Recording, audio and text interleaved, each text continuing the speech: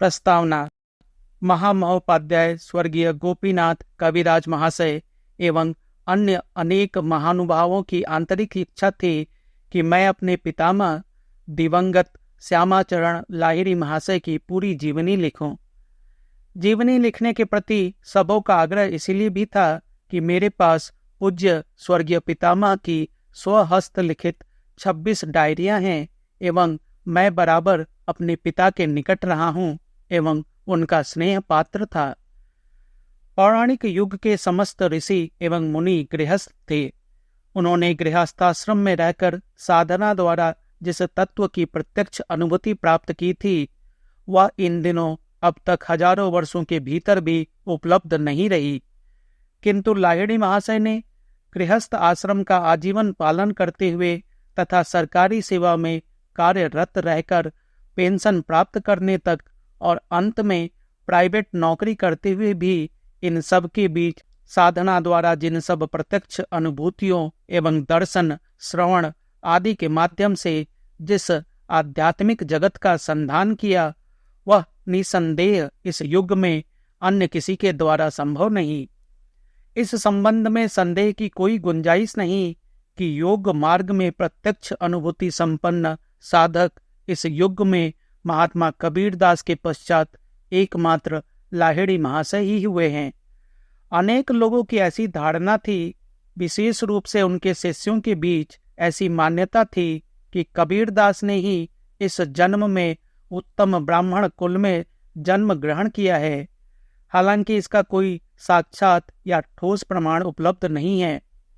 फिर भी कबीरदास की वाणी एवं लाहिड़ी महाशय की लिपिबद्ध अनुभूतियां जो उनकी हस्तलिखित डायरियों में प्राप्त होती हैं उससे लगता है यही धारणा सही है। कबीरदास मरते समय तक गृहस्थ थे और लाहिड़ी महाशय भी गृहस्थाश्रमी थे। कबीरदास ने कहा है, झीनी झीनी चदरिया बीनी रे। उनका पालन पोषण जुलाहे के घर में हुआ। वे तांत बुनने का काम किया करते थे किंतु हमेशा साधना की परावस्था में रहा करते। यही स्थिति लाहिड़ी महाशय की भी थी। वे हमेशा क्रिया की परावस्था में रहकर सारा काम करते। यह बड़ी ही आश्चर्यजनक अवस्था है। इसी अवस्था की ओर संकेत करते हुए भगवान श्री कृष्ण ने कहा है, तस्मात् सर्वेषु कालेषु योग युक्तो भावार्जुन। जिन्होंने उनका दर्शन किया है और उनके सानिध्य में रहे हैं तथा उनके चरणों में आश्रय प्राप्त किया है, ऐसे अनेक व्यक्तियों द्वारा उनकी इस अवस्था के बारे में सुना है। हालांकि मैं स्वयं उनका सगा पौत्र हूँ एवं इस परम पवित्र कुल में जन्म लिया है, किंतु उनके दर्शन का सौभाग्य प्राप्त नहीं कर पाया। उनके महाप्रयाण के 9 वर्ष पश्चात मेरा जन्म हुआ।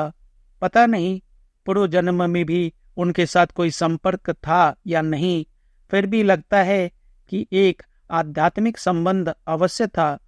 जिन्हें देखा नहीं और जिनकी संगत में रहा नहीं तथा जिनके साथ प्रत्यक्ष कोई परिचय नहीं, उनके प्रति इतना अनुराग, इतनी श्रद्धा, इतनी भक्ति क्यों है, यह तो अंतर्यामी ही जानते हैं। वे मेरे जीवन के जीवन थे, वे ही हमारे आराध्य देव हैं और वही मेरे सर्वस्व हैं। बार बार लोग यही आग्रह करते रहे कि मुझे लाहिड़ी महाशय का संपूर्ण जीवन चरित लिखना ही होगा, किंतु खेद का विषय है कि मैं साहित्यिक नहीं हूँ। किस प्रकार लिखना चाहिए यह भी नहीं जानता। इसके पूर्व अनेक लोगों ने उनकी जीवनी लिखी है और अनेक मासिक पत्र पत्रिकाओं में भी यदा कदा प्रकाशित हुई है। वह सब किंवदंती जैसी ही है, लेकिन मुझे उनके चरणों का ही भरोसा है। मैंने देखा कि मेरे द्वारा पितामह की पूरी जीवनी लिखना मेरे लिए संभव नहीं, क्योंकि प्रथमतः मुझे लिखने का अभ्यास नहीं है। इसके अलावा समय भी नहीं निकाल पाता। परमहंस योगानंद की ऑटोबायोग्राफी ऑफ योगी एवं शंकरनाथ राय के भारत के साधक के अंतर्गत पितामह की संक्षिप्त जीवनी प्रकाशित होने से सारे विश्व के लोग आते रहते हैं एवं नाना प्रकार की चर्चा करते हैं। 1969 के नवंबर महीने में पितामह की जीवनी लिखने के संबंध में उत्साह एवं तत्परता के साथ कलकत्ता गया एवं वराह नगर स्थित शांति नीड़ के श्री अशोक कुमार चट्टोपाध्याय के 5 तल्ले स्थित निवास स्थान पर 18 दिन तक अज्ञातवास में रहा। काशी से पितामह की स्वहस्त लिखित समस्त डायरियां एवं अन्यान्य जो आवश्यक पुस्तकें थी सभी साथ लेता गया और श्रीमान अशोक को समस्त तथ्य जुटाकर दिया और अनेक मौखिक बातें जिन्हें मैं जानता था वह भी संक्षेप में लिखवा दिया। पितामही, पिता माता, 2 बुआ एवं पितामह के बहुत पुराने शिष्यों के मुख से जो कुछ सुना है स्मृति के आधार पर जहाँ तक जितना संभव हुआ वह भी संक्षेप में लिख दिया। श्रीमान अशोक ने उन सब का चयन एवं संकलन करके जीवनी के आकार में अत्यंत परिश्रम के साथ लिखा है।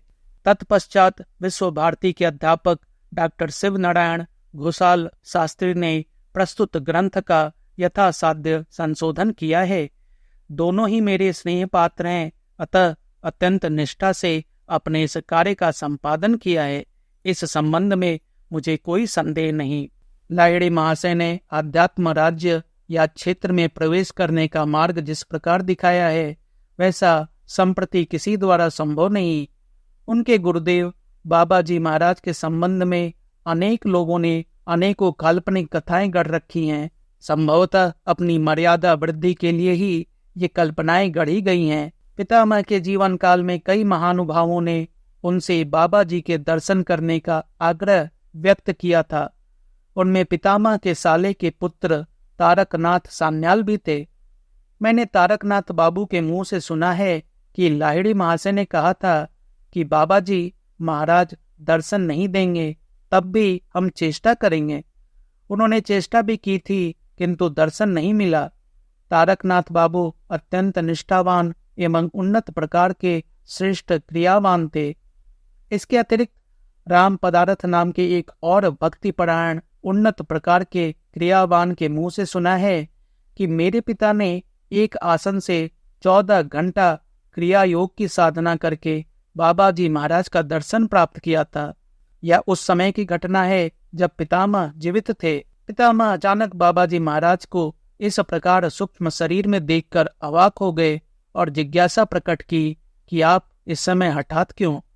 बाबा जी महाराज ने उत्तर दिया, 3 कौड़ी खूब स्मरण कर रहा था। इस घटना के पश्चात पितामह ने पिताजी को मना किया था कि इस प्रकार बाबा जी को कष्ट न दिया जाए। इन सब बातों की जानकारी जब राम पदारथ से प्राप्त हुई तब पिताजी जीवित थे। इस बात की सत्यता के बारे में जब मैंने उनसे पूछा तब उन्होंने कहा, किसने बताया? मैंने राम पदारथ का नाम लिया, फिर उन्होंने कोई उत्तर नहीं दिया बल्कि उल्टे विरक्त हुए।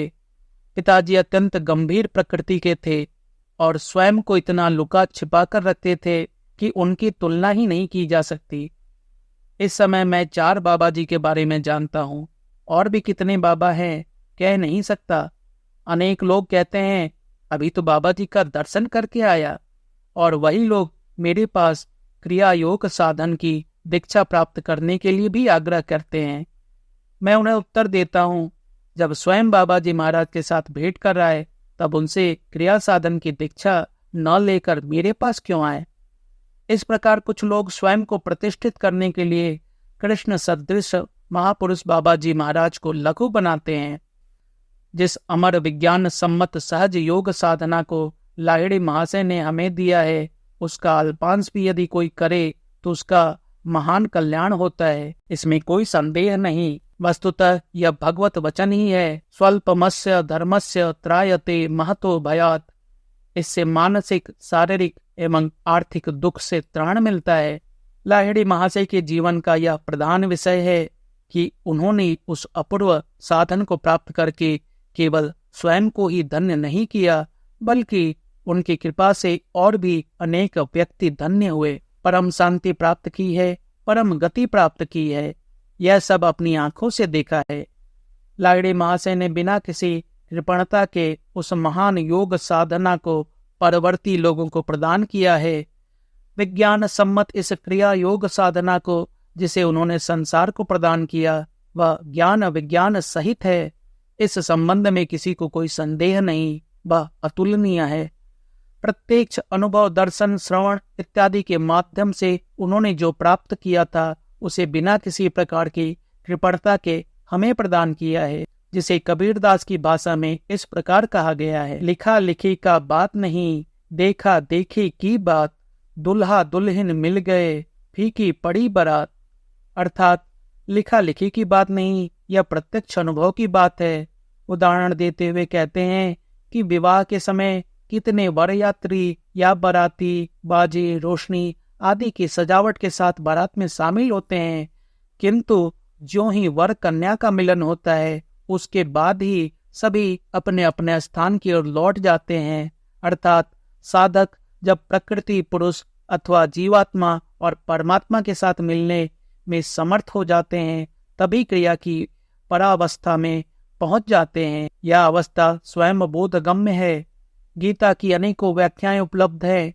देखने में आता है कि वे सभी शास्त्रीय, बौद्धिक अथवा दार्शनिक तत्वों पर आधारित व्याख्याएं हैं, किंतु अनुभवगत व्याख्या एकमात्र लाहिड़ी महाशय ने ही प्रस्तुत की है अथवा उनके आश्रित अनुयायी साधकों ने किया है, किंतु मूल में वही है। गीता के श्री भगवान उवाच, इसका अर्थ उन्होंने किया है, कूटस्थ द्वारा अनुभव हो रहा है। कितनी अपूर्व व्याख्या है। सचमुच मन में तृप्ति और शीतलता का अनुभव होता है।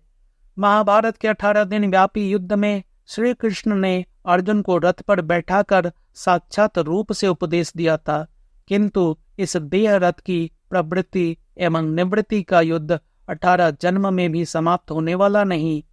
श्री कृष्ण उस देह को त्याग कर चले गए, किंतु उसके भीतर जिन कृष्ण का अस्तित्व वर्तमान है वे तो अब भी प्रत्येक देह रथ में वर्तमान हैं और चिरकाल तक रहेंगे, क्योंकि वे अविनाशी हैं। उनकी वर्तमानता के कारण ही हम सब कुछ अनुभव करते हैं। वे ही इस देह रथ के भीतर बैठकर उपदेश कर रहे हैं। भगवान ने ही फिर कहा है, हे अर्जुन, मैं भी नहीं रहूंगा, तुम भी नहीं रहोगे, तो फिर रहेगा क्या? अर्जुन के प्रति लक्ष्य करते हुए कह रहे हैं, ये जगतवासी, उस ईश्वर की शरणागति प्राप्त करो। उसके प्रसाद या उसकी अनुकंपा से ही परम शांति एवं शाश्वत पद की प्राप्ति होगी। जो ईश्वर हमारे भीतर वर्तमान है, उसकी शरण किस प्रकार प्राप्त की जाए, उसके लिए मन को किस प्रकार तैयार करना चाहिए, यही सब कुछ लाहिड़ी महाशय ने संसार को दिया है। उन्होंने आजीवन गृहस्थ आश्रम में रहकर आदर्श गृहस्थ के रूप में साधना के जिस उच्च स्तर को प्राप्त किया था, वह हजारों वर्ष के भीतर देखने में नहीं आता। न जाने कितने दंडी, सन्यासी, त्यागी एवं गृहस्थ उनका आश्रय पाकर धन्य हुए हैं, उसकी कोई सीमा नहीं। जिन लोगों ने उनका दर्शन किया है, निकट से देखा है, उन लोगों के मुंह से सुना है कि कोई अपरिचित व्यक्ति भी उनके दर्शन मात्र से नतमस्तक हो जाता था। उनका सार उपदेश है, क्रिया करो एवं क्रिया की परावस्था में रहो। बाहरी वेश परिवर्तन, किसी प्रकार का बाह्याडंबर, गोष्ठी या दल गठन, यह सब वे पसंद नहीं करते थे। केवल भाषा ज्ञान अथवा लिखने का अभ्यास रहने से ही इस प्रकार का ग्रंथ नहीं लिखा जा सकता। इसके लिए साधन लब्ध अनुभव एवं अनुभूति की आवश्यकता है। यद्यपि श्रीमान अशोक कुमार चट्टोपाध्याय लेखक नहीं है, फिर भी उन्हें यह ग्रंथ लिखने को कहा। इसका कारण यह है कि वे उन्नत क्रियावान होने के नाते समस्त विषयों को अच्छी तरह हृदयंगम कर सकेंगे। मेरे अन्यतम क्रियावान शिष्य डॉक्टर शिव नारायण घोषाल शास्त्री ने इस ग्रंथ का संशोधन किया है। अंत में संपूर्ण ग्रंथ मैंने स्वयं देखकर प्रसन्नता का अनुभव किया है। श्री सुबोध चंद्र मुखोपाध्याय एवं प्रबीर कुमार दत्त ने स्वेच्छापूर्वक ग्रंथ के प्रकाशन का समस्त भार वहन किया है एवं श्री अशोक कुमार को हर प्रकार का सक्रिय सहयोग प्रदान किया है। अपने इन सभी स्नेह पात्रों और क्रियावानों के प्रति हृदय से आशीर्वाद व्यक्त करता हूँ। इस 77 वर्ष की उम्र में मेरे द्वारा यह महत् कार्य संपन्न करना संभव नहीं होता, उनकी कृपा से ही यह संभव हुआ। आज का प्रसंग खत्म करने से पहले एक आग्रह करना चाहूँगा। यह कंटेंट आप तक लाने के लिए काफ़ी शोध, अध्ययन और समय लगाना पड़ता है। आपसे सिर्फ इतना ही सहयोग मांग रहा हूँ कि मेरे परिश्रम और कार्य की उपयोगिता को ध्यान में रखकर सिर्फ एक लाइक, शेयर और सब्सक्राइब कर दिया कीजिए। कुछ अच्छा ही कर रहा हूँ, बुरा नहीं, बस इतना सहयोग हो जाए तो मनोबल बढ़ता है। थोड़ा और सहयोग करना चाहें तो अपने स्वजन, बंधु बांधवों से भी सब्सक्रिप्शन करवा दें। बस यही आग्रह है। धन्यवाद।